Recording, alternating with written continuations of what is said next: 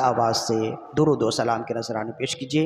اللہم صلی علی سیدنا و مولانا محمد طب القلوب و دوائہا و عافیت الابدان و شفائہا و نور الابصار و ضیائہا و روح الارواح و غذائہا وعلی آلہ و اصحابہ و بارک وسلم۔ صلاۃ و سلام علیک یا رسول اللہ صلی اللہ علیہ وآلہ وسلم۔ ذوالحجۃ الحرام ہمارے درمیان سے رخصت ہوا چاہتا ہے اور محرم الحرام کا مہینہ ہم سے بالکل قریب ہے۔ محرم الحرام ذوالحجہ کے آخری ایام اور محرم الحرام کے ابتدائی ایام تاریخی لحاظ سے انتہائی اہم ہیں، جیسے کہ ہم پچھلی کئی نشستوں میں بھی اس کا تذکرہ کر چکے ہیں۔ آخری ایام تاریخی لحاظ سے اہم اس وجہ سے ہیں کہ اسلام کے دوسرے خلیفہ حضرت عمر ابن خطاب رضی اللہ عنہ پر قاتلانہ حملہ جو کیا گیا ذوالحجہ کے آخری ایام تھے۔ ذوالحجہ کی 26 تاریخ، 25 تاریخ، 27 تاریخ مختلف اقوال ہیں، یعنی ذوالحجہ کے آخری دنوں میں آپ پر قاتلانہ حملہ کیا گیا، اور جس دن آپ شہید کیے گئے محرم الحرام کی 1 تاریخ تھی۔ اسی وجہ سے محرم الحرام کی 1 تاریخ کو اور ذوالحجہ کے آخری ایام کو نسبت چونکہ حضرت عمر بن خطاب رضی اللہ عنہ سے ہے، اس وجہ سے ساری دنیا میں آپ کے ماننے والے موجود، آپ سے عقیدت و محبت کرنے والے موجود ہیں۔ اس وجہ سے ساری دنیا میں آج کے دن ہر مسجد کے ممبر و محراب سے بلا اختلاف اسلام کے دوسرے خلیفہ حضرت عمر بن خطاب رضی اللہ عنہ کا تذکرہ بالخیر کیا جاتا ہے۔ آپ اسلام کے دوسرے خلیفہ بھی ہیں اور رسول اللہ صلی اللہ علیہ وسلم آپ کے داماد ہیں، اور عمر ابن خطاب رضی اللہ عنہ حضرت مولا علی کے داماد ہیں۔ یعنی جس طرح مولا علی رضی اللہ عنہ داماد نبی ہیں، ایسے ہی حضرت عمر داماد علی ہیں۔ تو یہ بہت بڑا مقام و مرتبہ حضرت عمر ابن خطاب رضی اللہ عنہ کا ہے۔ آپ کا نام زمانہ جاہلیت میں بھی عمر تھا، زمانہ اسلام میں بھی عمر تھا، اور عمر کا معنی ہوتا ہے آباد کرنے والا۔ انسان کی زندگی کو بھی عمر اسی وجہ سے کہتے ہیں کہ وہ انسان کی زندگی کو آباد کر رہی ہوتی ہے نا، اس وجہ سے کہتے ہیں عمر۔ میری عمر بڑی ہو گئی، میری عمر بڑھ گئی، تو ہم کہتے ہیں تو انسان کی حیات و زندگی کو عمر اسی وجہ سے کہتے ہیں کہ وہ انسان کی زندگی کو آباد کر رہی ہوتی ہے۔ تو حضرت عمر بن خطاب رضی اللہ عنہ کا نام اسلام میں عمر نہیں ہے، بلکہ پیدائشی آپ کا نام عمر رکھا گیا۔ اس کی وجہ یہ ہے کہ اسلام لانے کے بعد آپ نے جس طرح سے اسلام کو آباد کیا ہے کسی دوسرے نے آباد نہیں کیا۔ آپ کے نام کا اثر تو اسلام لانے کے بعد ہونے لگا نا۔ جب آپ خلیفہ ہوئے تو جب آپ کے نام کا اثر ظاہر ہوا، گویا رب عز و جل وہ تو شروع سے ہی جانتا ہے، اس وجہ سے اللہ تعالیٰ نے پیدائشی طور پر آپ کا نام عمر رکھ کے ہی بتا دیا کہ یہ بچہ معمولی نہیں بلکہ غیر معمولی ہے، اس لیے کہ یہ وہ شخصیت ہے کہ اسلام لانے کے بعد جس قدر زیادہ اسلام کی آبادی ان سے ہوگی کسی دوسرے سے نہیں ہوئی۔ تو اب آپ کو اندازہ ہو گیا، معلوم ہو گیا کہ عمر کو عمر کیوں کہتے ہیں۔ اسی وجہ سے کہتے ہیں عمر عمر ہے، اس جیسا دوسرا نہیں ہے، اس لیے کہ اسلام کو ان کے حوالے سے، ان کی وجہ سے جتنی آبادی ملی ہے، جتنی ترقی ملی ہے، کسی دوسرے کو نہیں ملی۔ اس وجہ سے حضرت عمر کو آباد کرنے والا، یعنی اسلام کو آباد کرنے والا کہتے ہیں۔ آپ کا زمین میں نام تو عمر ہے، آپ کا آسمان میں نام فاروق ہے، اور آپ کا جنت میں نام سراج ہے۔ سراج کا مطلب ہوتا ہے سورج، آپ کا لقب ہے سراج الامہ، امت کے سورج ہیں۔ جنت میں تو اللہ کے نور سے اجالا ہی اجالا ہے، وہاں اندھیرا نہیں ہے، تو آپ کا نام جنت میں سراج ہونے کا معنی ایک یہ ہو سکتا ہے کہ سورج سے فقط روشنی نہیں لی جاتی، زندگی کے ہر کام میں مدد لی جاتی ہے۔ ایسے ہی حضرت عمر بن خطاب رضی اللہ عنہ جنت میں ایک اجالے کی صورت میں ہوں گے، ایک تزئین کی صورت میں ہوں گے، کل جنتیوں کے لیے باعث راحت ہوں گے۔ اس وجہ سے آپ کا نام، آپ کے ناموں میں ایسی برکت ہے کہ فقط ناموں کا تذکرہ کیا جائے تو کئی نشستیں گزر جائیں۔ تمام تر خوبیوں کے باوجود، جیسے ہم نے پہلے بھی کہا تھا، ہر صحابی میں جتنی خوبیاں انسان کے اندر ہوتی ہیں، تمام تر خوبیاں ہر صحابی کے اندر بدرجہ کمال موجود ہیں۔ کوئی خوبی ایسی ہو نہیں سکتی کہ کسی صحابی کے اندر نہ ہو۔ قرآن مجید نے خود کہا نا کہ اللہ نے تمہارے ظاہر و باطن کو مزین کر دیا ہے اور تمہیں سجا دیا ہے، وَأَلْزَمَهُمْ كَلِمَةَ التَّقْوَىٰ، اور اللہ نے اے نبی کے صحابہ تمہارے لیے تقویٰ کے کلمہ پر ثابت قدمی دی ہے۔ تو ہر صحابی کی ذات تمام عمدہ عادات کا مجموعہ ہے۔ کوئی بھی عمدہ عادت ہو، ایسا ہو نہیں سکتا کہ کسی صحابی کے اندر موجود نہ ہو۔ صحابی کہتے ہی اس شخصیت کو ہیں، صحابی کہتے ہی اس ذات کو ہیں جنہیں اللہ نے اپنے حبیب کے نسبت کے لیے چنا ہے۔ تو جسے اللہ نے، جن افراد کو، جن احباب کو اللہ نے اپنے حبیب کی صحبت کے لیے چنا ہو، تو اس کا ظاہر و باطن تو پاک ہی ہوگا نا۔ لیکن ہر صحابی کے اندر کوئی خاص صفت ایسی ہوتی ہے جس صفت کی وجہ سے وہ زیادہ مشہور ہو جاتا ہے۔ بالکل اب آپ تمہیدی طور پر یوں سمجھ لیجئے، جیسے ہم نے پہلے بھی بتایا کہ حضرت صدیق اکبر رضی اللہ عنہ تمام اچھے اخلاق کا مجموعہ ہیں، تمام عبادات کا مجموعہ۔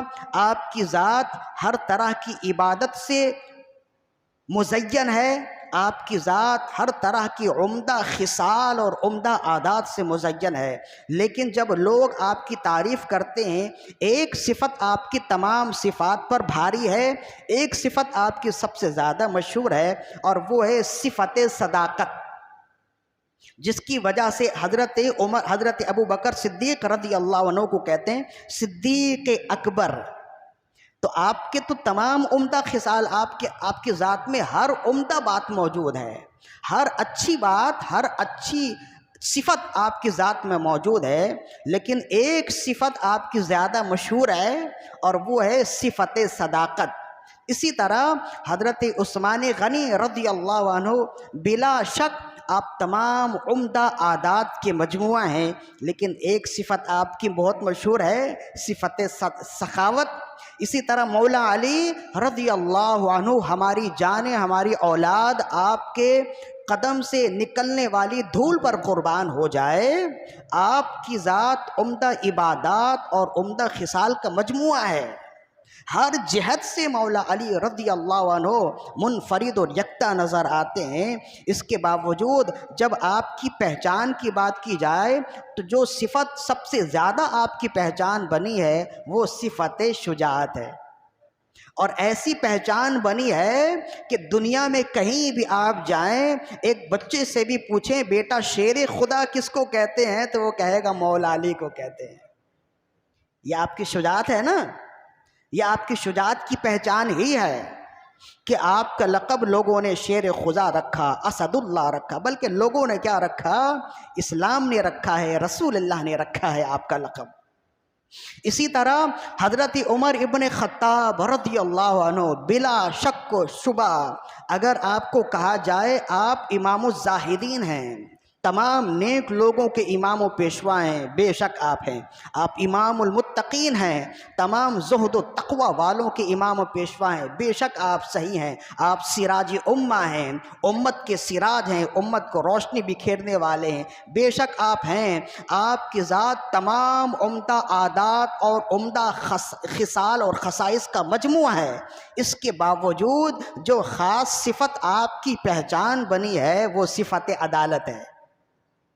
اسی صفت کی وجہ سے آپ ساری دنیا میں پہچانے جاتے ہیں۔ دو لفظوں میں یوں سمجھ لیجئے کہ جب بھی سچوں کا ذکر آئے گا، جب بھی صادقین کا ذکر آئے گا تو حضرت صدیق اکبر رضی اللہ عنہ کا ذکر سر فہرست آئے گا، اور جب بھی سخیوں کا ذکر آئے گا تو حضرت سید الاسخیاء حضرت عثمان غنی رضی اللہ عنہ کا ذکر سر فہرست آئے گا۔ اسی طرح جب بھی بہادروں کا ذکر آئے گا تو مولا علی شیر خدا رضی اللہ عنہ کا ذکر سر فہرست آئے گا۔ اسی طرح جب بھی عادلین کا ذکر آئے گا تو سید العادلین امام العادلین حضرت عمر ابن خطاب رضی اللہ عنہ کا ذکر سر فہرست آئے گا۔ آپ امام العادلین ہیں۔ جب یہاں تک آپ بات پہنچ گئی کہ آپ کی سب سے مشہور صفت عدل و انصاف ہے، تو اب آپ اور یہی ایک عدل و انصاف آپ کی صفت ہے جس صفت کی وجہ سے آپ کی ریاست جتنی طویل تھی کسی دوسرے کی ریاست اتنی طویل نہیں تھی۔ 3 بر اعظم تک حکومت کرنا ایک شخص کے لیے اس زمانے میں تو تقریباً ناممکن ہے، جبکہ اس زمانے میں ذرائع ابلاغ ایسے ہیں کہ آپ اپنے گھر کے اندر بیٹھ کر دنیا کے کونے کونے تک دیکھ سکتے ہیں، خبر رسائی کر سکتے ہیں۔ اس جدید دور میں بھی 3 بر اعظم پر ایک شخص کی حکومت تقریباً ناممکن ہے۔ اس دور میں جب ذرائع ابلاغ کچھ بھی نہیں ہیں، مدینے میں بیٹھ کر حضرت عمر ابن خطاب رضی اللہ عنہ افریقہ کی خبر رکھ رہے ہیں، افریقہ کے ایک کونے میں کیا ہو رہا ہے اس کی خبر رکھ رہے ہیں۔ یہ شان عدالت ہے اور یہی آپ کی کرامت ہے۔ یہ شان عدالت ہے کہ اتنے بڑے رقبہ پہ آپ نے حکومت کیا اور کوئی ناخوشگوار واقعہ کبھی رونما نہیں ہوا۔ کوئی ایسا نہیں ہے کہ کہے کہ دور حکومت حضرت عمر بن خطاب کے دور حکومت میں مجھے عدل و انصاف نہیں ملا، آج تک ایسا دعویٰ کوئی نہیں کر سکتا۔ مختلف اور تو کوئی دعویٰ کر سکتا ہے، لیکن مخالف بھی ایسا ہے کہ مخالف کہتا ہے کہ بے شک دور عمر ابن خطاب عدل و انصاف کا ایسا دور تھا کہ آدھی دنیا میں آپ کی حکومت تھی، اور اسلام کو اگر دوسرا کوئی عمر مل جاتا تو پوری دنیا میں اسلام کی حکومت ہوتی۔ تو یہ غیر کہتے ہیں، ہم نہیں کہتے۔ اس کی وجہ یہ ہے کہ حضرت عمر ابن خطاب رضی اللہ عنہ نے ایسی حکومت کر کے دکھائی ہے کہ ہمارے احباب اقتدار، صاحبان اقتدار کے لیے آپ کی زندگی بالخصوص لائق تقلید ہے، کہ جو آپ کی زندگی سے رہنمائی حاصل کرے، بالخصوص حکمران، تو وہ کبھی بھی بہکنے نہیں پائیں گے۔ اور زندگی کے ہر موڑ میں حکمرانوں کے لیے حضرت فاروق اعظم رضی اللہ عنہ کی زندگی سب سے زیادہ مشعل راہ ہے۔ تو یہ عدل و انصاف کا ہی نور تھا جس کی وجہ سے حضرت عمر بن خطاب رضی اللہ عنہ نے سب سے بڑے رقبے پر حکومت کیا اور سب سے زیادہ خوشحال حکومت کی ہے۔ جب یہاں تک پہنچ گئے، اسی وجہ سے حضرت عمر ابن خطاب رضی اللہ عنہ کا لقب فاروق اعظم ہے۔ اسی وجہ سے آپ کی تمام صفات ظاہر ہے، تمام اچھی صفات آپ کی ذات میں موجود ہے، لیکن آپ کی پہچان اگر ہوئی تو آپ کے عدل و انصاف کی وجہ سے ہی سب سے زیادہ آپ کی پہچان ہوئی ہے۔ جب یہاں تک آپ بات پہنچ گئی، جب آپ یہاں تک سمجھ گئے، تو پھر اب چند لفظوں میں عدل و انصاف کی فضیلت سمجھیے، پھر حضرت عمر ابن خطاب رضی اللہ عنہ کی شان سمجھنے میں مزید آپ کو آسانی ہو جائے گی۔ عدل و انصاف ایک ایسی چیز ہے کہ بلا مبالغہ قرآن مجید میں درجنوں مقامات پر تمام روئے زمین کے لوگوں کو اللہ نے حکم دیا عدل و انصاف کرو، اور فرمائے اعدلوا ہوا اقرب للتقوی، عدل و انصاف کرو، یہ پرہیزگاری کے سب سے زیادہ قریب ہے۔ قرآن مجید میں اس مضمون کی آیات بہت ہیں، لیکن ابھی تو ہمارے پاس وقت نہیں ہے، اسی ایک آیت کو ہم نے تبرکاً پیش کیا ہے، اسی آیت کو تبرکاً ہم کچھ گفتگو اس آیت پر کریں گے کہ اللہ نے فرمایا اعدلوا هو اقرب للتقوی واتقوا اللہ، عدل و انصاف کرو، یہ پرہیزگاری کے بہت زیادہ قریب ہے۔ تو مطلب یہ ہوا کہ جو جتنا عدل و انصاف کرنے والا ہوگا وہ اتنا پرہیزگار ہوگا، اور جو جتنا پرہیزگار ہوگا وہ اتنا عدل و انصاف کرنے والا ہوگا۔ کسی کے عدل و انصاف کو اگر جانچنا ہے اس کی پرہیزگاری دیکھ لو، کسی کی پرہیزگاری اور خشیت الہی کو بھانپنا ہے، دیکھنا ہے، پرکھنا ہے تو اس کا عدل و انصاف دیکھ لو۔ یہ ہو نہیں سکتا کہ کوئی پرہیزگار ہو اور عدل و انصاف کرنے والا نہ ہو، اور یہ بھی نہیں ہو سکتا کہ کوئی عدل و انصاف کرنے والا ہو اور وہ پرہیزگار نہ ہو۔ یہ دونوں چیزیں ایک دوسرے کے لیے لازم و ملزوم ہیں۔ یہی وجہ ہے کہ اللہ تعالیٰ جس طرح پرہیزگاروں کو پسند کرتا ہے، اِنَّ أَكْرَمَكُمْ عِنْدَ اللَّهِ أَتْقَاكُمْ، فرمائے بے شک تم میں سے اللہ کے سب سے زیادہ قریب وہ شخص ہے جو تم میں سب سے زیادہ پرہیزگار ہے۔ اسی وجہ سے جس طرح رب سب سے زیادہ پرہیزگاروں کو پسند فرماتا ہے، اسی طرح سب سے زیادہ عدل و انصاف کرنے والے کو پسند فرماتا ہے، اس لیے کہ یہ دونوں چیزیں ایک دوسرے کے لیے لازم و ملزوم ہیں جو ہم نے بتا دیا۔ لہذا رسول اللہ صلی اللہ علیہ وسلم نے ارشاد فرمایا، امام ترمذی نے اس حدیث کو نقل کیا، حضرت ابو سعید الخدری رضی اللہ عنہ اس حدیث کو روایت کرنے والے، عن ابی سعید الخدری رضی اللہ عنہ قال قال رسول اللہ صلی اللہ علیہ وسلم، حضرت ابو سعید الخدری رضی اللہ عنہ فرماتے ہیں کہ رسول اللہ صلی اللہ علیہ وسلم نے ارشاد فرمایا، ان احب الناس الى اللہ یوم القیامت واقربهم منه مجلسا امام عادل وان ابغض الناس الى اللہ تعالی یوم القیامت وابغضهم منه مجلسا وابعدهم منه مجلسا امام جائر او کما قال۔ فرمائے حضرت ابو سعید الخدری فرماتے ہیں کہ رسول اللہ صلی اللہ علیہ وسلم نے ارشاد فرمایا، ان احب الناس الى اللہ یوم القیامت واقربهم منه مجلسا امام عادل، قیامت کے دن اللہ کی بارگاہ میں تمام لوگوں میں اللہ کا سب سے زیادہ محبوب اور تمام لوگوں میں رب کے سب سے زیادہ قریب وہ شخص ہوگا جو عدل و انصاف کرنے والا ہوگا۔ لوگوں میں سب سے زیادہ محبوب اور رب کی بارگاہ میں سب سے زیادہ قریب تر وہ شخص ہوگا قیامت کے دن جو عدل و انصاف کرنے والا ہوگا۔ اور پھر فرمایا، وَإِنَّ أَبْغَضَ النَّاسِ إِلَى اللَّهِ يَوْمَ الْقِيَامَةِ وَأَشَدَّهُمْ وَأَبْعَدَهُمْ مِنْهُ مَجْلِسًا إِمَامٌ جَائِرٌ، اور فرمایا اور بے شک قیامت کے دن لوگوں میں سب سے زیادہ برا اور رب کی بارگاہ سے سب سے زیادہ دور وہ شخص ہوگا جو لوگوں کے ساتھ عدل و انصاف نہ کرنے والا ہو، لوگوں پر ظلم اور زیادتی کرنے والا ہو۔ تو رب کا قیامت کے دن تمام لوگوں میں سب سے زیادہ محبوب بنا لینا اور لوگوں میں سب سے زیادہ عدل و انصاف کرنے والے کو اپنے قریب کر لینا، اس بات کی دلیل ہے کہ رب سب سے زیادہ عدل و انصاف کرنے والوں کو پسند فرماتا ہے۔ اور اس کی وجہ یہ ہے کہ عدل و انصاف یہ رب کی خاص صفت ہے، وَهُوَ أَحْكَمُ الْحَاكِمِينَ، وہ سب سے بہترین حکومت کرنے والا اور تمام اعدل العادلین، تمام عدل و انصاف کرنے والوں میں سب سے بڑھ کر عدل و انصاف کرنے والا ہے۔ لہذا جب رب بندوں کے درمیان میں عدل و انصاف خود فرماتا ہے تو وہ یہ پسند فرماتا ہے کہ میرے بندے بھی آپس میں ایک دوسرے کے درمیان عدل و انصاف کریں، اور میرے بندوں پر جو حکومت کرنے والے ہیں وہ بھی اپنے ماتحتوں کے ساتھ عدل و انصاف کا رویہ اختیار کریں۔ اسی وجہ سے رب انہیں قریب کرتا ہے۔ امام مسلم کی دوسری حدیث جس کو حضرت عبداللہ ابن عمر ابن ابی العاص رضی اللہ عنہما روایت کرتے ہیں، قال النبی صلی اللہ علیہ وسلم، رسول اللہ صلی اللہ علیہ وسلم نے ارشاد فرمایا، ان المقسطین عند اللہ یوم القیامت علی منابر من نور، یمین اللہ وکلتا یدی یمین، فرمایا کہ جو لوگ دنیا میں عدل و انصاف کرنے والے ہیں، رب کی بارگاہ میں جب وہ آئیں گے تو رب انہیں نور کے ممبروں پر بیٹھائے گا، یمین اللہ، اور وہ رب کے سیدھے جانب بیٹھیں گے۔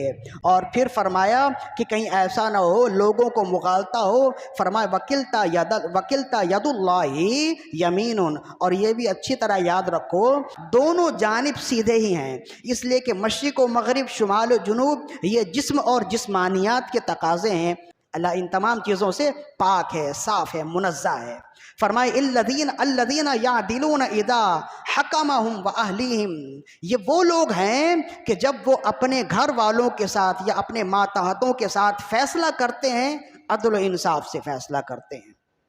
تو بات واضح ہو رہی ہے نا کہ عدل و انصاف کرنے والے سے رب کتنی محبت فرماتا ہے کہ آخرت میں عدل و انصاف کرنے والوں کے لیے یہ خوشخبری ہے کہ وہ رب کے بالکل قریب ہوگا، رب کی رحمتوں کے قریب ہوگا۔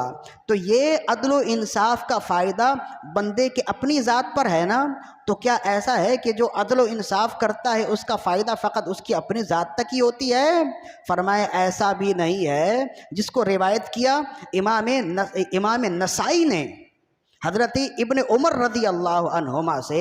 حضرت ابن عمر فرماتے ہیں کہ رسول اللہ صلی اللہ علیہ وسلم نے ارشاد فرمایا کہ اقامت حد من حدود اللہ خیر من مطر 40 لیلۃ فی بلاد اللہ، زمین میں ایک عدل و انصاف کر دینے سے اتنا فضل ہوتا ہے، اتنی برکتیں آتی ہیں کہ 40 راتوں تک بارش ہوتے رہے تو اتنی برکتیں نہیں آئیں گی۔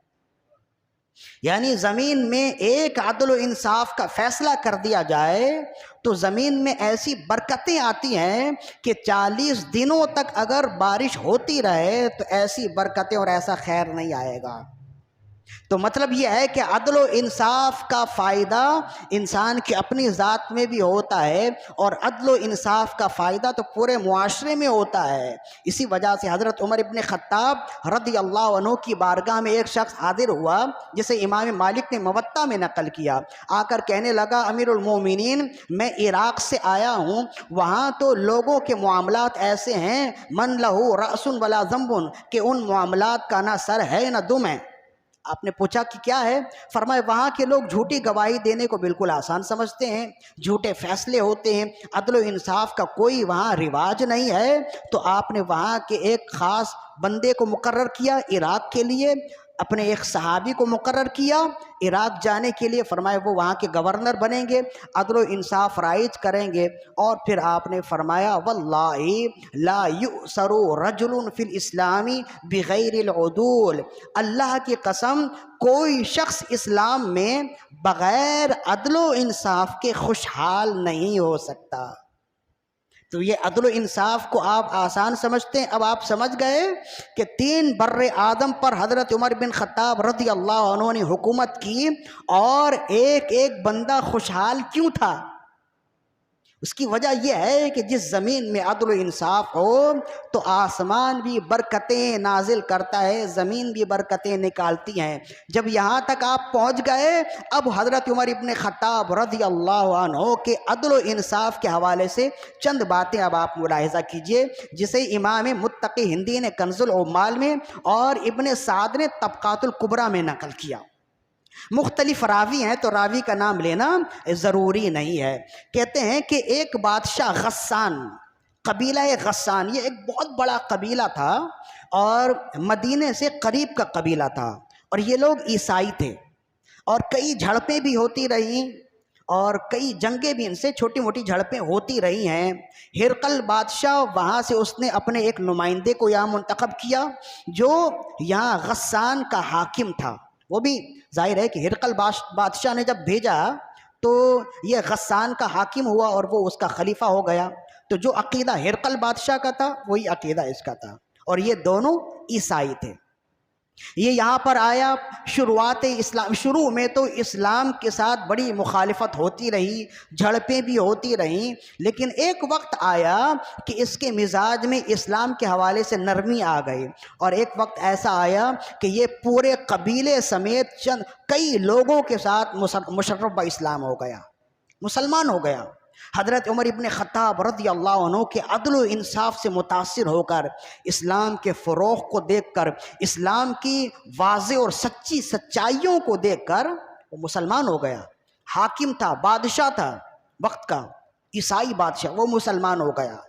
اب جب وہ آیا حضرت عمر ابن خطاب رضی اللہ عنہ کی بارگاہ میں آیا، آپ نے بڑا اکرام کیا، ظاہر ہے کہ بادشاہ ہے، اس کی بڑی عزت کی، بڑا اکرام کیا، اچھا اسے یوں سمجھ لیجئے کہ وی آئی پی پروٹوکول دیا۔ تو وہ کئی دنوں تک حضرت امیر المؤمنین رضی اللہ عنہ کی بارگاہ میں رہا۔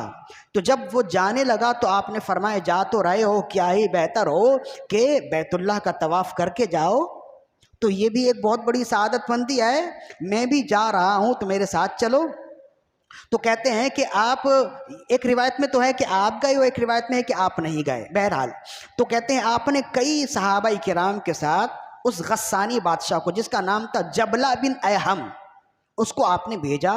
اب وہ وہاں گیا، طواف کرنے لگا، تو طواف میں تو چادر باندھتے ہیں نا، ایک تہبند ہوتی ہے، کمر سے باندھ لی، اور ایک چادر ہوتی ہے جو آپ نے لپیٹ لی، ایک بازو کو، الٹا بازو آپ نے کھول دیا۔ اللہ تعالیٰ اس لباس کی پہننے کی ہر ایک کو سعادت دے، ہر ایک کی زندگی میں یہ خوبصورت لمحات بھی آئیں کہ ہر ایک یہ لباس بار بار پہنے۔ تو وہ پہنا ہوا وہ تہبند باندھ کر چل رہا تھا، تو کہتے ہیں کہ پیچھے ایک غلام بھی چل رہا تھا، تو اس غلام کا قدم، اس غلام کا پیر اس کی تہبند پر لگا یا اس کی چادر پر لگا، جس کی وجہ سے اس کی چادر کھل گئی۔ بہرحال اس نے اپنے آپ کو سنبھالا، لیکن وہ غصے سے بھر گیا، اس نے پیچھے پلٹ کر غلام کو ایک تماچا مارا جس سے اس کی ناک سے خون نکلنے لگا اور دانت بھی ٹوٹ گئے۔ بڑا غصے میں تھا کہ اس نے تو میری بے عزتی کر دی لوگوں کے سامنے۔ بہرحال بات تو ہو گئی، وہ غصے میں تھا، بڑبڑاتا ہوا وہ چلا گیا، اس نے جو طواف کے معاملات ہیں اس نے ادا کیے۔ یہ غلام پہنچ گیا حضرت عمر ابن خطاب رضی اللہ عنہ کی بارگاہ میں۔ وہ جانتا تھا کہ یہ وہ عدالت ہے، یہ وہ دربار ہے جہاں غلاموں کا بھی چلتا ہے اور پیسے والوں کا بھی چلتا ہے۔ اس دربار میں فیصلے بکتے نہیں ہیں، یہاں فقط عدل و انصاف کا زور ہوتا ہے۔ اگر کوئی مظلوم ہے تو ظالم کتنا ہی طاقتور ہو جائے، اس دربار میں آ کے وہ کمزور ہو جائے گا۔ تو پہنچ گیا، غلام تھا، غلام کی کیا حیثیت ہوتی ہے، لیکن وہ پہنچ گیا، عرض کرنے لگا امیر المومنین یہ نیا بادشاہ ہے اور اس نے میرے ساتھ یہ معاملہ کیا، غلطی سے میرے پیر اس کے تہبند سے لگ گئے، جس کی وجہ سے کچھ تھوڑی دیر کے لیے کھل گیا اور اس نے فوراً اپنے آپ کو سمیٹ لیا۔ یہ میرے ساتھ یہ میرا معاملہ غلطی کے ساتھ ہوا، لیکن مجھے اس غلطی کی اس نے ایسی سزا دی کہ مجھے مارا، میری ناک کی ہڈی ٹوٹ گئی اور میرے دونوں دانت ٹوٹ گئے۔ امیر المؤمنین عمر ابن خطاب رضی اللہ عنہ نے اس کو بلایا، وہ تو بڑے زوم میں تھا، میں بادشاہ ہوں، میرا کیا بگڑتا ہے، ایک غلام تو غلام ہی ہوتا ہے۔ جب آپ نے اسے بلایا تو اسے معلوم نہ تھا کہ اسے کس مقدمہ کے لیے بلایا جا رہا ہے۔ آپ نے اسے سامنے کھڑا کیا اور آپ نے اس سے پوچھا کہ کیا تم نے اسے مارا ہے؟ کہا ہاں میں نے مارا ہے اور اس کی غلطی پر مارا۔ آپ نے فرمایا اس کی غلطی تو معمولی ہے، لیکن تم نے جو اسے سزا دی ہے بہت بڑی سزا ہے، اس کی یہ سزا تو نہیں ہے، ڈانٹ دیتے یہی کافی بات ہے، لیکن تم نے اسے مارا، ناک کی ہڈی ٹوٹ گئی، سامنے کے دو دانت ٹوٹ گئے، یہ تو بہت بڑی سزا ہے اور یہ تو ایسا جرم ہے جس کا بدلہ تو تم سے لیا جائے گا۔ تو کہنے لگا ایک غلام کے مقابلے میں بادشاہ سے بدلہ لیا جائے گا؟ آپ نے فرمایا جب اسلام بندہ کلمہ پڑھ لیتا ہے تو کلمہ پڑھنے کے بعد غلام اور آقا برابر ہو جاتے ہیں، ایک ہی صف میں کھڑے ہو گئے محمود و ایاز، نہ ہی کوئی بندہ رہا نہ ہی بندہ نواز۔ ایسی تو نہیں کہہ دیا نا، آ گیا عین لڑائی میں جب وقت نماز، قبلہ رو ہو کے کھڑی ہو گئی قوم حجاز۔ تو کہنے لگے، آپ نے فرمایا یہ جو اسلام ہے جب کوئی کلمہ پڑھ لیتا ہے، اسلام میں آ جاتا ہے، تو پھر کوئی بڑائی نہیں ہے، آقا و غلام کی کوئی بڑائی نہیں ہے۔ اللہ نے فرمایا کہ اللہ کی نگاہ میں بڑا وہ ہے جو بہت زیادہ پرہیزگار ہے۔ لہذا اگر تم نے اس کے ساتھ ظلم کیا ہے تو ظلم کا تو بدلہ دینا ہوگا۔ تو کہنے لگا ایک غلام کے مقابلے میں آپ مجھ سے بدلہ لیں گے؟ آپ نے فرمایا بدلہ تو دینا ہوگا۔ تو کہا کہ بدلہ کیا دینا ہوگا؟ آپ نے فرمایا غلام بھی تمہیں مارے گا، تمہاری ناک توڑے گا، تمہارے دانت توڑے گا، یہی عدلے کا بدلہ ہے۔ جزاء سیئۃ بسیئۃ مثلھا، ہر لکل جرح قصاص، ہر ایک زخم کے لیے اسی کا بدلہ قصاص ہوتا ہے۔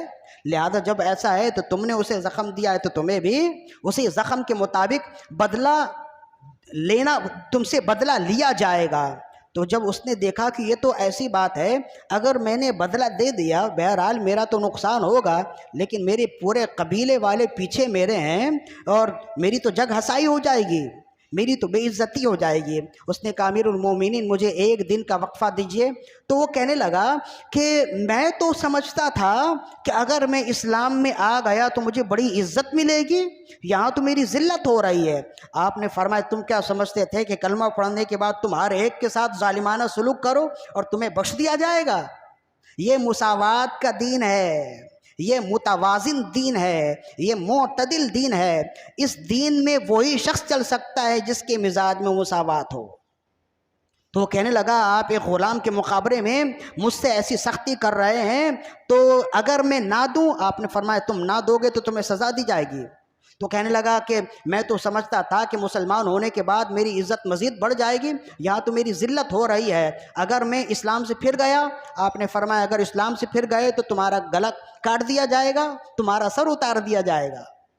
اب تو وہ تو پھنس گیا نا۔ تو پھر وہ کہنے لگا اچھا مجھے مہلت دیجئے، ایک دن کی مہلت دیجئے۔ تو کہتے ہیں آپ نے اسے اس غلام سے پوچھا ایک دن کی مہلت مانگ رہا ہے، دے دوں؟ اس نے کہا ایک دن کی مہلت دے دیجئے۔ تو جب اس غلام کی اجازت سے آپ نے ایک دن کی مہلت دے دی، وہ راتوں رات اپنے خیمے سے نکلا اور پھر عیسائیوں کے ساتھ مل گیا، اسلام کو اس نے چھوڑ دیا، مرتد ہو گیا۔ جب صبح آپ کو اس کی خبر ملی، آپ نے فرمایا کہ یہ وہ شخص تھا جس کے دل میں شروع سے ہی نفاق تھا، یہ سمجھتا تھا کہ کلمہ پڑھنے کے بعد اہل ایمان کے ساتھ کوئی بھی ظالمانہ سلوک کرے اور یہ بخش دیا جائے تو ایسا شخص کبھی اسلام میں پورے طور پر داخل ہو ہی نہیں سکتا۔ تو یہ ہے حضرت عمر ابن خطاب رضی اللہ عنہ کا عدل و انصاف کہ آپ کے سامنے ایک فقیر بھی آ جائے اور مقابلے میں ایک بادشاہ بھی ہو، تو حضرت عمر ابن خطاب رضی اللہ عنہ نے کبھی یہ نہیں دیکھا کہ مدعی فقیر ہے، مدعی غلام ہے، جس کے خلاف دعویٰ کر رہا ہے وہ بادشاہ ہے تو چلو رفع دفع کر دیں، ایسا نہیں ہے۔ جب تک اس طرح کا عدل و انصاف اسلام میں رائج نہ ہو کسی اسلامی ملک میں، جب تک حضرت عمر ابن خطاب رضی اللہ عنہ کی طرز کا عدل و انصاف قائم نہ ہو، اس وقت تک کسی ملک میں خوشحالی آ جائے یہ خام خیالی ہے۔ ہمارے ہاں تو معاملہ یہ ہے کہ ایک معمولی چرس پینے والا پکڑا جائے تو اسے دھو دیا جائے، اسے مارا جائے، اسے قید کیا جائے، لیکن اگر کوئی پیسے والا ہو تو شراب کی بوتل بھی سرکے کی بوتل میں تبدیل ہو جاتی ہے پیسے سے۔ ہمارے ہاں تو معاملہ یہ ہے نا کہ جو 2 روپے کی چوری کر لے تو وہ چور ہے، اس کا ہاتھ کاٹ دیا جائے۔ لیکن جو منی لانڈرنگ کیس میں جو لوگ پکڑے جاتے ہیں، جو لاکھوں لاکھ روپے ملک سے، پاکستان سے لے کر دوسرے ملک اسمیگلنگ کر رہے ہوتے ہیں، اسے کوئی پکڑنے والا ہے؟ اور اگر پکڑا بھی جائے تو باعزت، پکڑی بھی جائے تو باعزت بری کر دی جاتی ہے۔ تو جس ملک میں ایسا نظام ہو جو فرسودہ نظام ہو، جس ملک میں عدل و انصاف کی ٹانگ توڑ دی جائے، وہ ملک لنگڑا کے ہی چلے گا، وہ بے ساکھیوں کے سہارے ہی چلے گا۔ حضرت عمر ابن خطاب رضی اللہ عنہ نے صرف ایک چھوٹے سے ملک پاکستان جیسے ملک پہ حکومت نہیں کی ہے، آپ نے 3 بر اعظم پر حکومت کی ہے۔ یوں سمجھ لیجئے کہ اتنی بڑی زمین پر حکومت کی ہے کہ پاکستان جیسا 50 ملک اس زمین میں آ جائے۔ بلکہ یہ بھی میں نے احتیاطی لفظ استعمال کیا، ہو سکتا ہے اس سے بڑی تعداد ہو جائے۔ 3 بر اعظم بہت بڑی جگہ ہوتی ہے، ایک بر اعظم ایشیا ہے۔ اب آپ گن لیجئے ایشیا میں کتنے ملک ہیں۔ 1 درجن ملک تو ایشیا کے اندر ہیں، اور پھر افریقہ ہے جو تمام بر اعظم سے میں سب سے بڑا بر اعظم ہے، اور پھر ایشیا بھی ہے۔ تو 3 بر اعظموں پر حکومت کرنے والے، 36,000 شہروں کو فتح کرنے والے حضرت عمر ابن خطاب رضی اللہ عنہ ہیں۔ تو اتنی بڑی حکومت آپ نے مدینے میں بیٹھ کر کیسے کر لی؟ تو فقط عدل و انصاف کی وجہ سے۔ ایک روایت اور ہے، وقت تو نہیں ہے لیکن میں چاہتا ہوں یہ آپ کو ہدیہ کر دوں۔ ایک روایت بہت ہی خوبصورت ہے، کنز العمال کی روایت ہے۔ حضرت فیروز دہلوی یہ ایک صحابی ہیں، حضرت عمر ابن خطاب رضی اللہ عنہ نے ایک جگہ کا آپ کو حاکم بنایا تھا۔ پہلے یہ بادشاہ تھے، ایران کے بادشاہ تھے، پھر مسلمان ہوئے، پھر آپ نے ایک جگہ کا حاکم بنایا۔ تو کسی نے آپ پر الزام لگایا کہ وہ جو ہے نا صحیح فیصلے نہیں کرتے، تو آپ نے انہیں بلایا کہ ان سے پہلے معلوم کر لی جائے کہ آخر معاملہ کیا ہے۔ تو حضرت فیروز دہلوی رضی اللہ عنہ کو جب حضرت امیر المومنین نے دربار میں بلایا، مدینے بلایا، تو آپ انتظار کر رہے تھے، لوگ ہیں باری باری دربار میں جا رہے ہیں، تو آپ باہر کھڑے تھے۔ تو جب آپ کی باری آئی نا تو آپ اٹھنے لگے، اس لیے کہ امیر المومنین نے آپ کو بلایا تھا۔ آپ اندر جانے لگے نا تو آپ سے پہلے ایک غلام اندر جانے لگا، تو حضرت فیروز دہلوی نے اسے ایک تھپڑ مارا جس سے اس کے سامنے کے 2 دانت ٹوٹ گئے۔ اب یہ روتا ہوا، خون بہاتا ہوا امیر المومنین کی بارگاہ میں پہنچ گیا۔ آپ نے فرمایا یہ حال تمہارا کس نے کیا؟ کہا وہ آپ نے جنہیں مہمان بنایا ہے، جنہیں مہمانی کے طور پر بلایا ہے، حضرت فیروز دہلوی، انہوں نے ہی میرا یہ حال کر دیا۔ فرمایا بلاؤ اس کو۔ وہ آئے، بارگاہ میں مہمان کی صورت میں آئے تھے لیکن اب مجرم کی صورت میں پیش کر دیے گئے۔ بادشاہ ہیں، گورنر ہیں، حکومت کے نامینیٹ گورنر ہیں۔ اگر گورنر کا کوئی الزام ہوتا ہے نا، وہ الزام براہ راست حکومت پر جائے، ریاست پر جاتی ہے۔ اسی لیے جو ہے نا گورنر کے الزام یا گورنروں کی باتوں کو وہ چھپایا جاتا ہے، اس لیے کہ یہ ایک ریاست کی بات ہوتی ہے۔ لیکن جہاں عدل و انصاف آ جائے تو پھر چھپانے کی بات نہیں ہے۔ آپ نے انہیں بلایا اور فرمایا تم نے کیا کیا اس کے ساتھ؟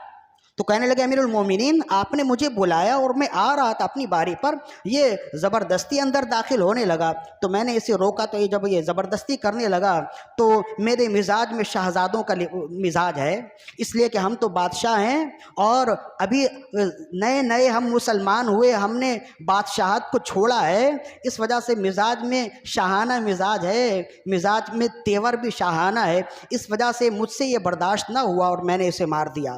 آپ نے فرمایا مار تو دیا ہے، بہرحال غصے سے مارا ہے، لیکن اس کا بدلہ تو دینا ہوگا۔ امیر المومنین کیا آپ مجھ سے بدلہ لیں گے؟ آپ نے فرمایا بے شک بدلہ لوں گا، تم بڑے ہو تو کیا ہوا، یہ چھوٹا ہے تو کیا ہوا، اسلام میں بڑا چھوٹا کوئی نہیں ہوتا، بدلہ تو دینا ہے۔ تو جب انہوں نے یہ دیکھا وہ تو مسلمان ہی تھے، عرض کرنے لگے امیر المومنین اگر یہ آپ کا فیصلہ ہے تو میں حاضر ہوں، میں بدلہ دوں گا۔ جب آپ بدلہ دینے کے لیے تیار ہو گئے، پھر امیر المومنین نے اس شخص سے کہا کہ تم بدلہ لو گے؟ اس نے کہا بے شک میں بدلہ لوں گا۔ آپ نے فرمایا اچھا بدلہ لینے سے پہلے میری ایک حدیث سن لو جو میں نے رسول اللہ صلی اللہ علیہ وسلم سے سنی ہے۔ آپ نے فرمایا کہ رسول اللہ صلی اللہ علیہ وسلم ایک رات نیند سے بیدار ہوئے، صبح کے وقت رات گزار کے جب نیند سے بیدار ہوئے صبح کے وقت، جب میں اور بہت سارے صحابہ کرام تھے، جب ہم فجر کی نماز پڑھ کے بیٹھے تو رسول اللہ صلی اللہ علیہ وسلم نے اچانک ارشاد فرمایا کہ اللہ کی حمد و ثنا ہے، سب تعریف اللہ کے لیے ہے کہ رات اللہ نے جھوٹے نبوت کا دعویٰ کرنے والے اسود عنسی کو ہلاک کر دیا۔ جھوٹے مدعی نبوت اسود عنسی کو اللہ نے ہلاک کر دیا، اور جس شخص نے اس کو مارا ہے اس کے لیے اللہ نے جنت واجب کر دیا ہے۔ تو وہ شخص کہنے لگا اس میں ہمارے مقدمہ کی کیا بات ہے؟ آپ نے فرمایا تم جانتے ہو جس کے لیے رسول اللہ نے جنت واجب ہونے کی ضمانت دی تھی اور جس نے جھوٹے مدعی نبوت کو مارا تھا وہ کون ہے؟ تو کہا کون ہے؟ کہا یہی فیروز دہلوی ہے۔ انہوں نے جھوٹے مدعی نبوت، جس نے نبوت کا دعویٰ کیا تھا، فیروز دہلوی اسود عنسی، اس کو قتل کرنے والے، فی نار جہنم کرنے والے حضرت فیروز دہلوی تھے۔